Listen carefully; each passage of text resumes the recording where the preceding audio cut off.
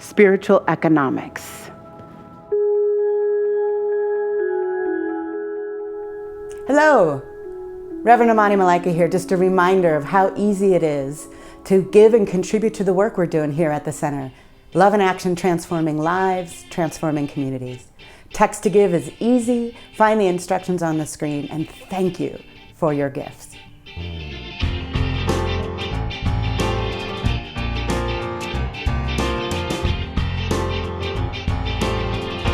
I've had so many doubts along the way. Felt like life was just another bill to pay without anything to show. But now I figured out that every day my fortune's always found within my faith. And all I need is to let it flow, 'cause there's no wall around me, only fear has truly bound me. And all I need is trust and I am free. I'm sitting on a gold mine. I'm sitting on a gold mine. My treasure has been right here all the time. I'm sitting on a gold mine. All right, yeah.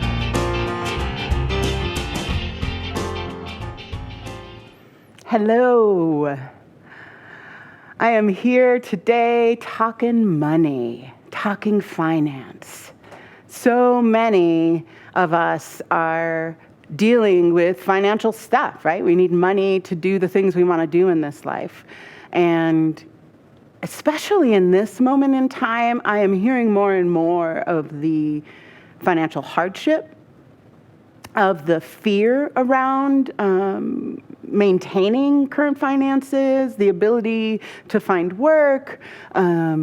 I know some of you are supporting family members who've lost work. I know some of you are freaking out about what's going on in your stock portfolios.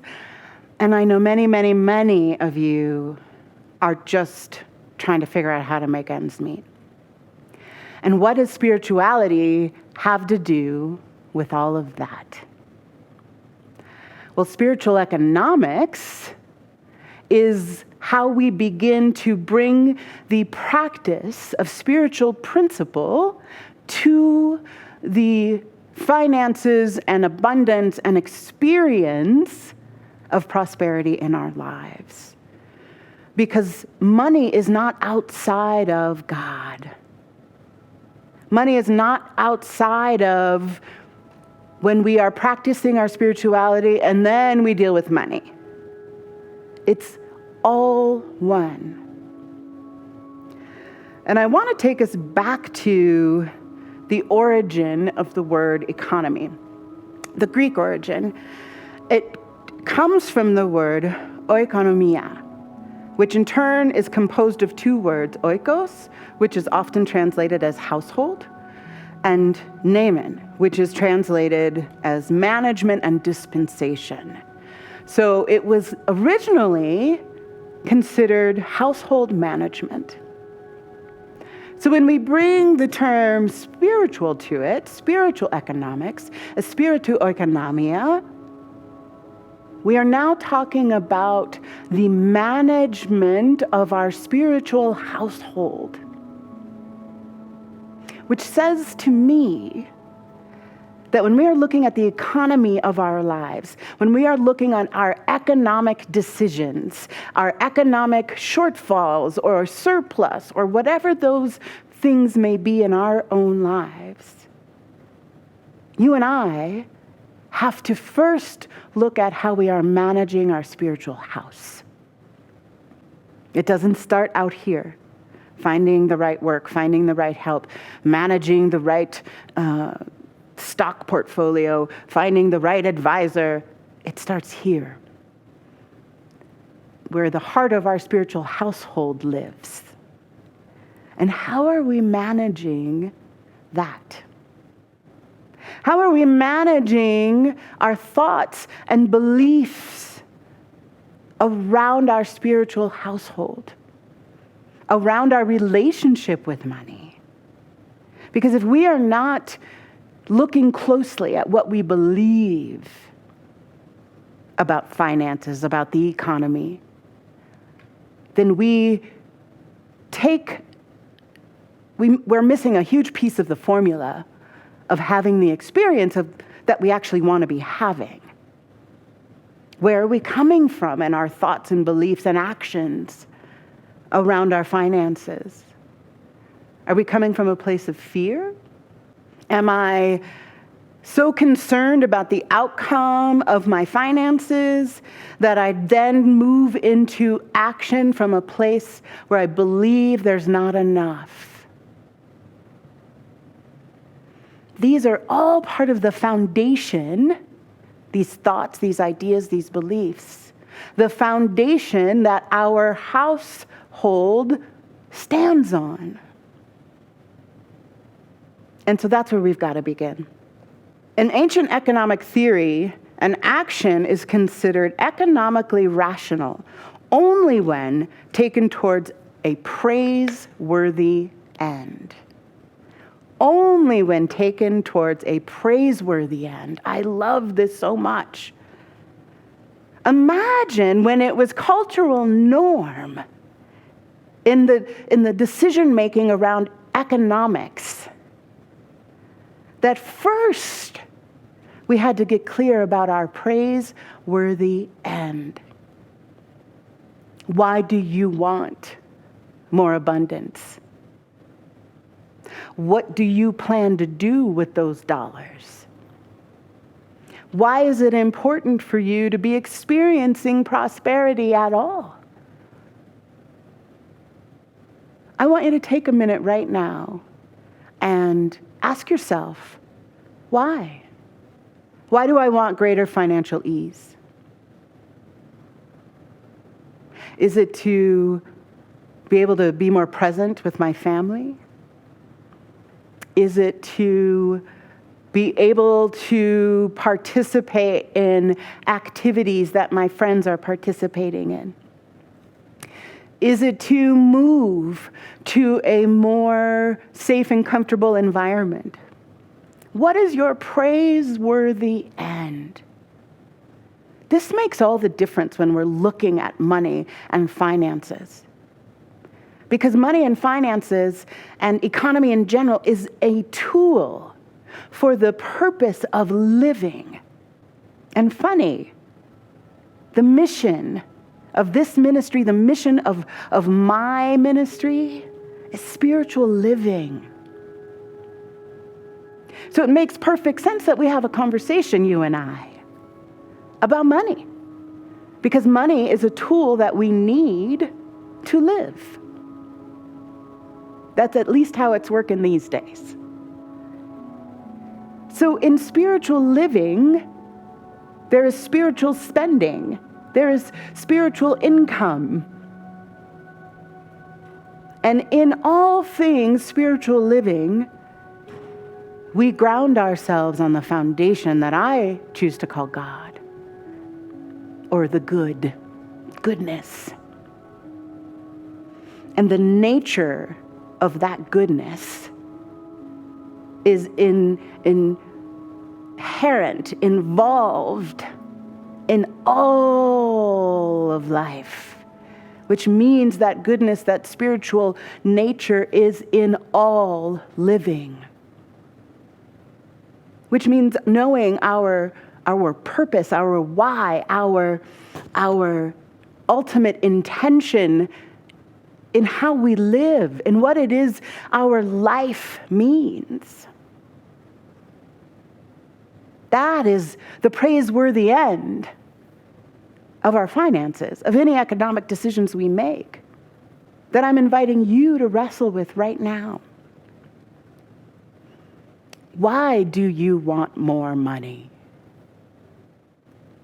Why do you want the shiny new car? Why do you need the newest, latest phone and tablet and device or gadget or couch or curtains or whatever you may be desiring right now? Answering that question is critical because it determines whether or not you are in alignment with your true nature, making that next financial decision based on your divine nature is a very different decision-making process than basing it on keeping up with the Joneses, than basing it on fear of not having enough. Greed is the behavior that comes from fearing not having enough, not being enough. Generosity, on the other hand, is a behavior that comes from the natural characteristic of the good, which is to be in flow, to be affluent, always flowing towards life, flowing towards the next divine right action. That's actually the meaning of affluence. And so when we are in flow, when you and I are making our choices, our economic and financial choices, from that place of flow, from that place of divine foundation, from that place that knows there's infinite supply, even when we can't see it. When we are in an alignment with the truth of who we are, when you are in alignment with the truth of who you are in alignment with flow, with affluence. And decisions made from that are praiseworthy. I mean, think about it for a minute. Think about a recent financial decision you made. A decision to pay off some debt, a decision to spend on something, a decision to make a loan to somebody, a decision to ask for a loan. I want you to think of an actual recent financial decision you've made recently. Where did you make that decision from? Was it praiseworthy? Were you grounded in the foundation of goodness, having faith in infinite supply when you made that choice? This is spiritual economics. Is when we bring the spiritual truth of who we are to our lived life. That is practical spirituality. I would love to sit here and tell you, here are the 5 steps to a more abundant life. So not my gig. But what I am here to offer you is a simple, simple way of living that you can bring to every area of your life, including your financial life. Because nothing is outside of God. Not a thing.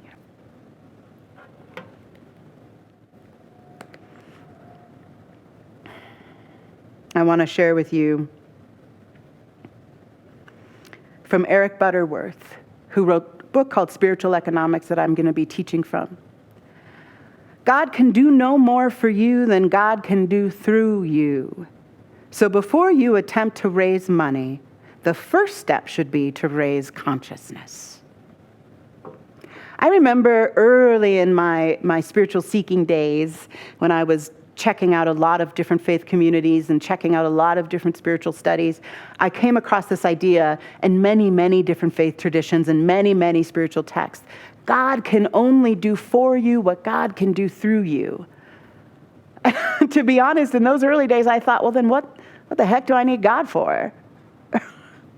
God is not going to do anything for me. Why am I praying? And these are thoughts I know you may be having. God can only do for you what God can do through you. Through your living. Through your spiritual living. And I now know, after some more years under my belt of of trying this stuff on. I now know it to be true, and maybe true in a way that's been answered prayer far beyond what I may have prayed for when I thought God was going to come and do stuff for me. And what I have discovered is that God, through me, peace, that spiritual living peace, is that my ability to live my best life lies in my ability to stay grounded in spiritual truth. They are one and the same thing. That every answered prayer, every prayer prayed, the answers live in my ability to stay connected to what is true in me and allow that to move through me as spiritual living. And I know that may not feel like good news. Oh, but it's good news. Because any limitation you may be experiencing right now, any limitation you may believe is keeping you from your good, keeping you from your best lived life, is removable. Any limitation shifts, dissipates, melts away when you get really clear about who and what you are. And make that the priority. Make that the first step, like Eric Butterworth said. Before you start raising money, before you start making those economic decisions, first, attend to your consciousness. First, become conscious of what it is you believe about money, about the economy, about what is possible for you. If you are walking around having conversation after conversation about the tanking economy, what do you think that is doing energetically to your set of circumstances? If instead you were walking around in conversation after conversation about the foundation of good that we all stand on and share, we are walking around in conversation after conversation about the inherent connectedness of the wholeness of life itself, that is the life of God, that is always complete and never missing.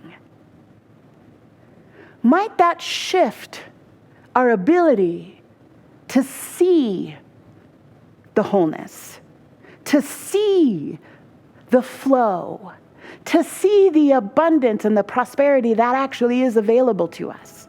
And I know some of you are thinking, but what about all of the social inequities that make it hard for some people and easier for others? Yep, that is also happening.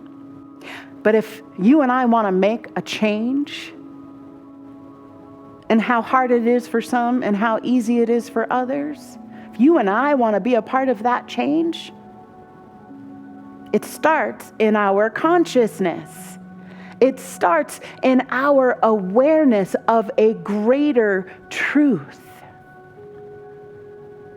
And the more time we spend in conversation, in belief, in thought, in action around this greater truth, this ultimate foundation, this infinite supply that is available to each one of us because we are it.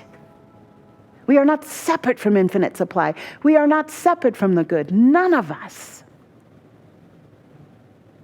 And when we make that our priority, you and I, it is a game changer to the outer circumstances out here. The other bubble bursting piece of news I have for you today is that, the law of attraction, the secret manifestation, all of these very popular techniques and tools out there to manifest your dreams, to manifest more money, all those things have been watered down and are often missing the foundational work required in order for the law of attraction, the law of resonance, the law of cause and effect to be used in a way that is productive. And the foundation is spiritual living. We can affirm left and right.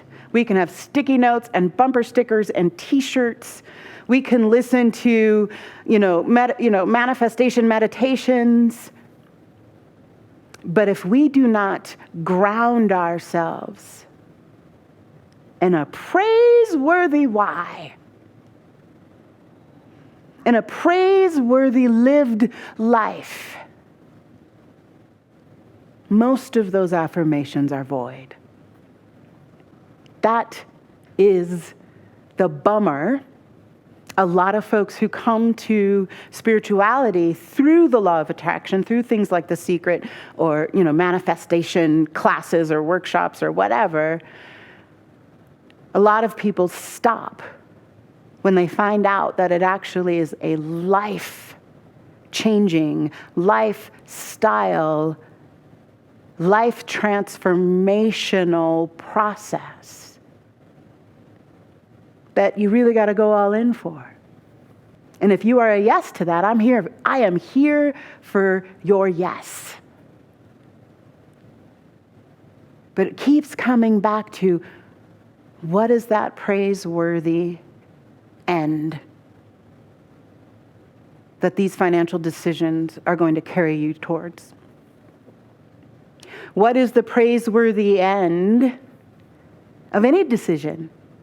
And when you first go to spirit, when you first go to what your consciousness, what you are aware of, before you act, before you choose, now we're talking lifestyle change. Now we're talking transformation of heart and mind and body and experience. And I believe that's actually what you want. I don't believe you want the quick fix, the easy way out. I believe what you want is a fully lived best life. And that's actually easier than you think. That choice to put your divine nature first. That choice to stay close to what is true in you. It's not a hard choice. It makes everything easier. I'll share more from Eric Butterworth. All the help of God cannot aid you except as it flows through your consciousness, through your faith, through your vision. So again, before you attempt to raise money, the first step should be to raise consciousness, to know that the place on which you are standing is holy ground. I love that so much. Because what a simple practice you and I could make in our daily lives, in our lives that we want to make into spiritual living. What a simple practice to just remind ourselves that this ground, that this very ground that I sit on, stand on, that you are sitting on, standing on right now, maybe laying on, is holy ground. And it is always true, wherever you find yourself, whether you find yourself in your dream house or on somebody's couch. Every ground is holy ground. And if you and I decided, I am going to take time every day and remind myself of that and live my life from that knowing.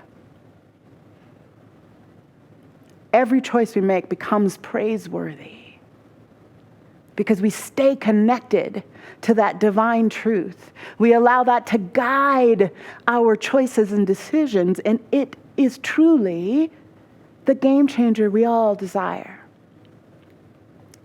So I'm going to give you an exercise to do right now. I want you to take a moment, and if you have something to write with or something to take notes on, even better. I want you to make a list of the statements that you often hear yourself say or think that either are minuses or pluses to your prosperity or abundance consciousness. So they might be things like, you say a lot, I can't afford to go there. I don't have enough money to do that. Or do you often think or say, I always have what I need. I have enough to spare and share. So let's take the next few moments, and I want you to make the list of what it is that you typically think and say around money and abundance.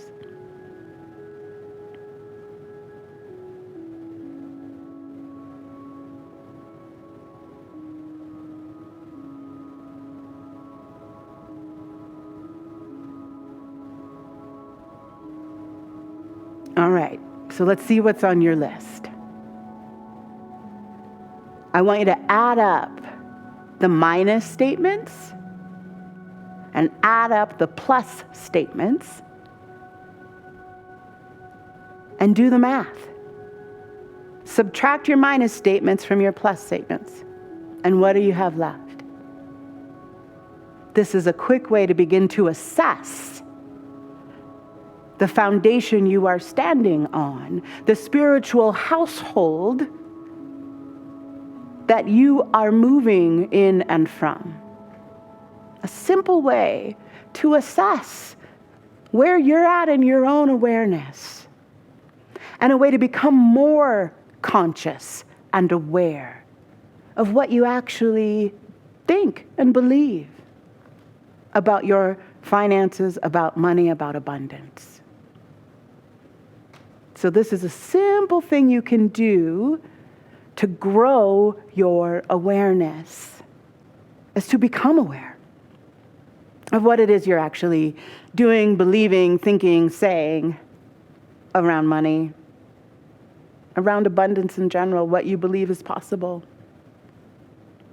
So I want you to do that over the next several days and just keep doing the math and just accept that information and say, oh, wow, I have a lot of minuses today, or I have a lot of pluses today. I am feeling affluent. And then you can attend to that reality.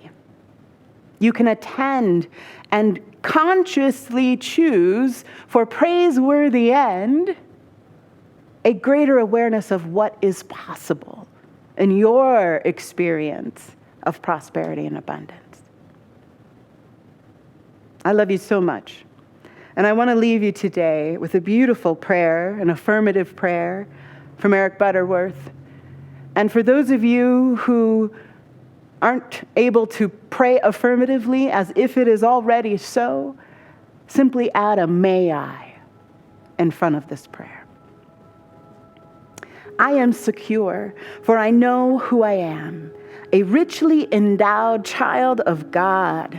I am secure in all I do, for I know my oneness with the divine process. I am secure in all I have, for I know my treasure is in my mind, not in my things. I live my life from day to day as if God's supportive substance were as exhaustless and dependable as the air I breathe, which it most certainly is. May you know the infinite supply that is God in your life, in the life of all of your beloveds, in the life of every living, breathing creature on this planet and beyond. And so it is. Finally, I'm breaking through so many lies. all those people telling me to run and hide from the truth of what I am. But now I'm telling you the future's bright. Tomorrow shines like diamonds in the sky. And all I needed was to understand that whatever I'm believing, well, that's what I'm receiving from the riches that reside inside of me. I'm sitting on a gold mine.